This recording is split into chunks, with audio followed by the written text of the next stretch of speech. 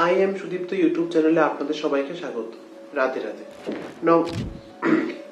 শ্রাবণ মাস মানে চারিদিকে ভক্তির জোয়ার আর মহাদেবের আরাধনা। কিন্তু আপনি কি জানেন শ্রাবণ সোমবারের পুজোয় কোন ভোগ দিলে মহাদেব সবথেকে বেশি খুশি হবে আপনার উপরে? অনেক সময় আমরা না জানি এমন কিছু ভুল করে ফেলি যা পুজোয় সম্পূর্ণ ফল আসতে পারে না, তা বাধার সৃষ্টি হয়ে দাঁড়ায়।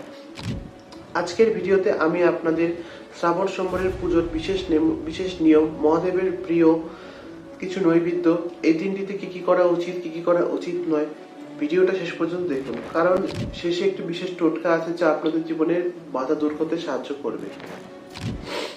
শোনেন, পুরাণ অনুসারে শ্রাবণ মাস মহাদেবের অত্যন্ত প্রিয়। সমুদ্র মন্থনের সময় বিষপান করে নীলকণ্ঠ হওয়া মহাদেবকে শীতল করা এই মাসে তার মাথায় জল অর্পণ করেন। বিষ পান করেছিল মহাদেব, তাকে শীতল করার জন্য এই মাসে মহাদেবকে বেশি থেকে বেশি জল অর্পণ করতে হয়। এর জন্য বলেছি 2 ঘটি জল ঢালবেন। বিশেষ করে সোমবার হলে শিবের দিন, এই দিনটি নিষ্ঠা করে ডাকলে ভোলে বাবা খালি হাতে ফেরান না কাউকে। পঞ্চামৃত, দুধ, দই, ঘি, মধু, চিনি দিয়ে তৈরি পঞ্চামৃত শিবের অত্যন্ত প্রিয়। এটি স্নানের জন্য এবং প্রসাদ হিসেবেও সেরা। সাদা মিষ্টি বা পায়েস, মহাদেবের সাদা রং, মহাদেব সাদা রং খুব পছন্দ করেন। এই চালের পায়েস বা ছানার মিষ্টি যে কোনো কৃত্রিম রং ব্যবহার না করে তাকে অর্পণ করবেন, যেন জিনিস সাদায় থাকে।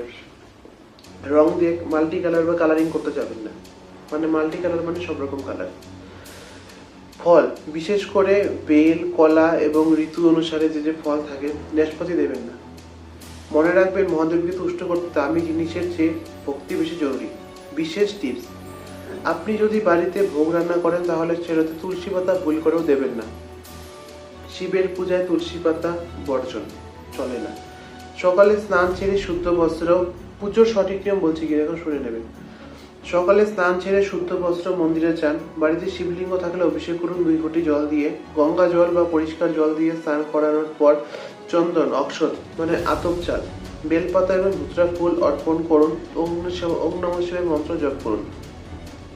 সোমবারে কি করবেন আর কি করবেন না সেটাও বলছি। কি করবেন? নিরামিষ আহার গ্রহণ করবেন, সম্ভব হলে ব্রত পালন করবেন, দান দেন, এই মাসে অত্যন্ত পুণ্যদায়ক। কি করবেন না?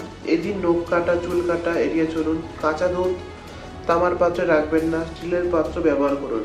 নিরামিষ হওয়ার কথা বলে যদি সোমবার না, পুরা মাসটা খেতে পারলে খুব ভালো। টোটকার কথা বলেছিলাম, সেটা শোনেন। যারা দীর্ঘদিনের সমস্যায় ভুগছেন তারা শ্রাবণ মাসের সোমবারে শিবলিঙ্গে কালো তিল দিয়ে জল অর্পণ করুন। এতে শনির দশা, মানসিক শান্তি থেকে মুক্তি পাবেন। আজকের ভিডিওটি ভালো লাগলে লাইক করবেন। প্রশ্ন থাকলে কমেন্ট করবেন। ভালো লাগলে অন্যকে জানার সুযোগ করে শেয়ার করে দেবেন। তারপরে যদি খুব ভালো লাগে চ্যানেলটিকে সাবস্ক্রাইব করবেন। এটা সবার প্রথমে করবেন। চ্যানেলটিকে সাবস্ক্রাইব করে আমার পাশে অবশ্য থাকেন এবং আমার মনোবল বাড়াতে সাহায্য করবেন। আপনারা একটি সাবস্ক্রাইব করবেন তো আমার মনে বল পায় না আমার ভিডিওটা লোকের কাজে আসছে, তাহলে আমি এরকম আরো ইনফরমেটিভ ভিডিও বানাতে পারবো। হর হর মহাদেব। আজকের জন্য এটুকুই। যদি ভিডিওটি ভালো লাগে চ্যানেলটিকে সাবস্ক্রাইব করে অবশ্যই যাবেন। হর হর।